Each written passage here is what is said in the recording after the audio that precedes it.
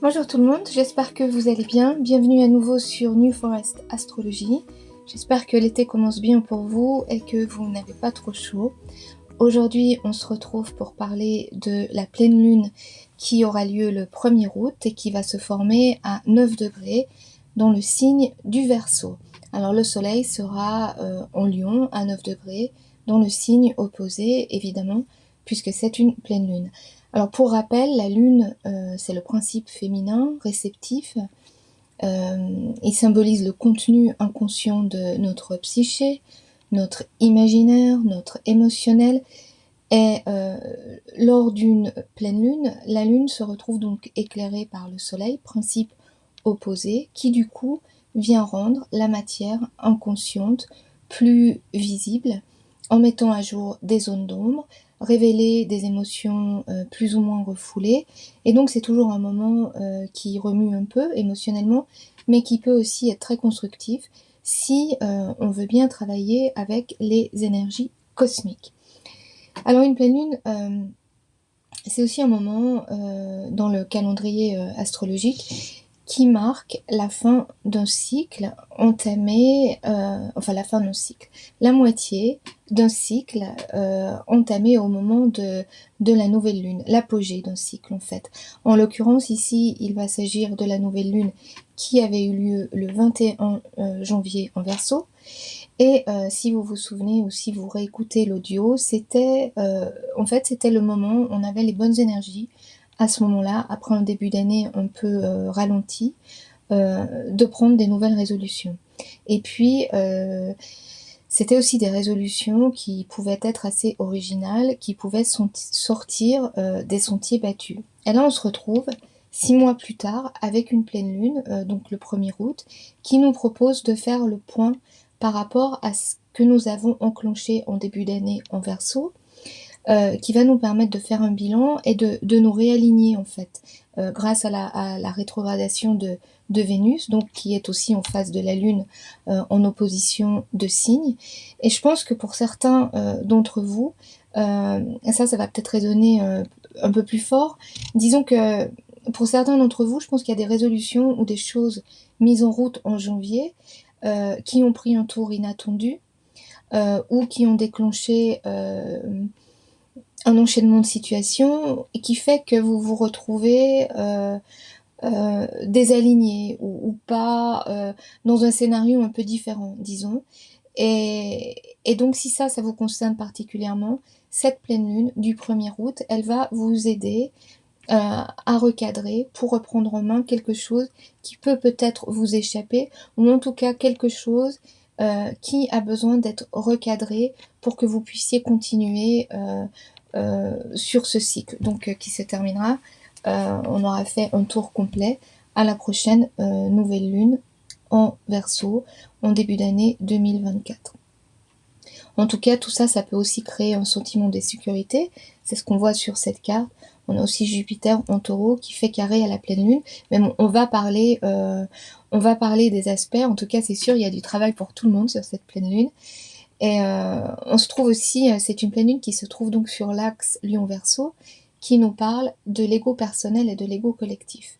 Alors des deux côtés, on va retrouver des qualités de liberté, avec en Verseau un besoin d'indépendance, d'originalité, voire de détachement, alors qu'en Lion, on va plus avoir besoin de reconnaissance, d'être aimé, et le regard des autres va être important pour l'estime de soi.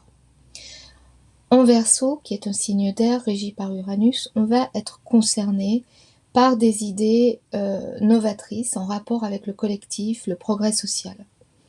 En Lion, qui est un signe de feu régi par le Soleil, tous les deux sont des signes fixes aussi, hein, on va être au contraire concerné par ce qui nous anime, ce qui nous fait vibrer personnellement. On a besoin de passion en Lion et de se révéler à soi-même, d'être authentique au plus juste pour rayonner et inspirer, et pas seulement briller. Alors je disais signe fixe parce que les signes en signe fixe, les énergies sont intenses en fait. Elles servent de cadre au zodiaque, et donc c'est difficile. C'est difficile. Ce sont des énergies qui sont très ancrées, très solides. Donc on ressent aussi fortement. La synthèse de cet axe, c'est que même si l'on fait partie inévitablement d'une société, d'un groupe, d'un système, dans lequel on doit être aux normes, dans lequel on doit se conformer, on a aussi besoin de se sentir unique et différent, car chacun l'est.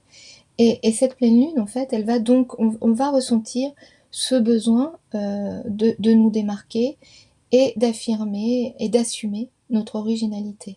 Alors en fait, le défi de cette pleine lune en Verseau va être de réconcilier euh, ces deux polarités, l'originalité et la conformité. Et en fait, on pourrait dire que le mantra de cette pleine lune, c'est tous uniques. Alors, regardons les aspects les plus significatifs de cette pleine lune pour mieux comprendre tout ce qui se passe. Alors d'abord, la pleine lune, elle fait carré à Jupiter. On a aussi Pluton qui fait carré au nœud et Vénus, bien sûr, qui revient faire une nouvelle rétrogradation en Lion tout le mois d'août.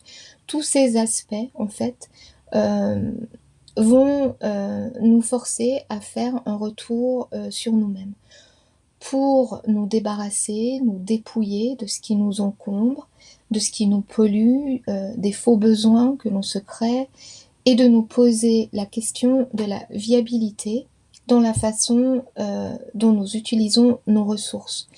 Ce qui nous fait du bien, pourquoi on le fait, est-ce que ça fait aussi du bien aux autres, et du coup, ça va amener la question de la responsabilité. Donc, viabilité, responsabilité. La lune en Verseau, avec la lune en Verseau dans le signe opposé, il y a vraiment une idée d'un reality check ici, une vraie mise au point. Et ça, c'est le carré Uranus-Vénus qui nous le dit. Donc, en fait, pour résumer, notre compas moral, qui pourrait ici être représenté par Vénus, va être sollicité. Et le but va être de nous mettre en lien avec ce qui fait vibrer notre âme véritablement, tout en ayant conscience que nous opérons au sein d'un cadre avec des limitations. Parce que, comme je disais, évidemment, on fait partie d'un système avec des conditionnements et des normes auxquelles on ne peut pas échapper complètement.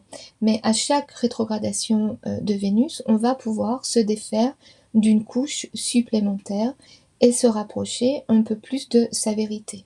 En fait, et je cherchais une image et ces rétrogradations de Vénus, si vous voulez, c'est un peu comme les rides de l'âme. Et ça, c'est la vraie beauté du lion. Alors, en plus, on a aussi la Lune qui vient de passer sur Pluton, qui est donc chargé de ces énergies plutoniennes. Pluton qui représente le pouvoir, le besoin de contrôle. Pluton, il est toujours en mode rétrograde aussi, donc on continue à revoir nos modes opératoires en vue de les nettoyer, de les purifier, de les transformer. On est aussi obligé de finir là ce travail parce qu'on a les nœuds qui ont changé de signe. Donc, quand on démarre quelque chose, il faut toujours qu'on ait une base propre en fait pour pouvoir optimiser le travail à faire. Et c'est pour ça que c'est ce carré aussi Pluton avec les nœuds qui est important et qui nous force à faire table rase en fait pour repartir sur un bon pied en fait. Donc la Lune, je disais, elle est chargée de ces énergies plutoniennes et en Verseau, elle est en quête de liberté. Donc il y a aussi un air de rébellion, un besoin d'originalité qui souffle sur cette pleine Lune et qu'on va donc ressentir. On a aussi Saturne qui est toujours rétrograde en Poisson et qui fait une opposition exacte à Mercure en Vierge pour nous donner une vision d'ensemble et le pouvoir d'agir. On a aussi Mars en Vierge. Mais le carré Jupiter au Soleil et à la Lune noire nous rappelle que nous avons encore des efforts à faire et qu'il est vraiment temps de faire tomber les masques. De toute façon, on ne peut pas faire un travail sur l'authenticité et l'intégrité si on garde les masques, si on continue dans les faux semblants en fait. Donc individuellement et même collectivement, on revient à cette quête d'intégrité. Alors heureusement Saturne fait aussi sextile à Jupiter en Taureau, Ce qui veut dire on a aussi les moyens, la patience, la force de surmonter les difficultés qui pourraient se présenter. Et puis, un aspect que j'aime bien sur cette pleine lune, c'est Chiron qui est rétrograde lui aussi en bélier et qui fait quinconce avec Mars. Mars gouverne le signe du bélier et là, il est en vierge. Si on réfléchit aux archétypes de la Vierge, pour moi, c'est une invitation à se mettre en avant et à s'accepter avec nos qualités et nos défauts. Et surtout nos défauts pour pouvoir justement réparer des blessures en lien avec le sacrifice de soi, avec les abus de pouvoir, réfléchir à ce qui nous fait nous sentir moins valables que les autres, moins méritants. Qu'est-ce qui blesse en fait notre estime personnelle pour nous aider à nous libérer de la colère ou en tout cas à ne pas en générer. Et puis comme on a aussi Pallas conjointe à Mars en Vierge, je dirais que ça c'est la promesse du retour de la confiance en soi si on parvient à faire ce travail. Et ici le mot-clé c'est reconnaissance personnelle. Et puis pour finir, j'ai regardé du côté du tarot et parce que je trouve qu'il y a quand même beaucoup de choses sur cette pleine lune. Et puis je me disais que ça allait peut-être donner un éclairage aussi un peu plus complet. Et en fait, on voit que la lune, elle est sur le décan qui correspond au 5 d'épée. Le 5 d'épée, c'est une lame qui indique un désaccord, un conflit, mais aussi la nécessité de ravaler sa fierté, de composer avec les limitations d'une situation donnée. Donc, je vous parlais plutôt des normes sociales, familiales, etc. On ne peut pas se dépouiller complètement ou se libérer totalement des systèmes dans lesquels nous évoluons. Et puis, on a le soleil en lion, qui est lui sur le 5 de bâton, et c'est une carte qui nous parle de lutte, de problèmes à confronter, et l'idée que la réalité n'est pas aussi rose que l'idée que nous nous en étions faites.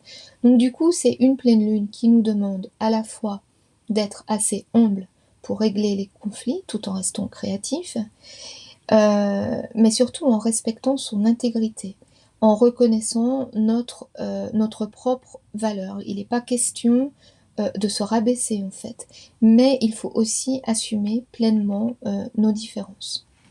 Donc voilà, je vais terminer avec le message guidé, une fois de plus tiré des dialogues avec l'ange, et c'est le message de février 1944. Et voilà ce qu'il dit. Car il n'y a pas de mal, il n'y a que la tâche qui n'est pas reconnue. Alors pour une pleine lune qui nous parle de valeurs personnelles, apprenons donc à aimer nos tâches, à assumer nos qualités et nos défauts. Et je pense que c'est le travail que nous propose cette première lunaison du mois d'août. Voilà, je vous souhaite une très belle pleine lune. Je vous remercie encore une fois de votre écoute, de vos commentaires, de vos likes, de vos abonnements, qui me font bien sûr très plaisir et qui me permettent de continuer mon travail. Je vous dis à très bientôt.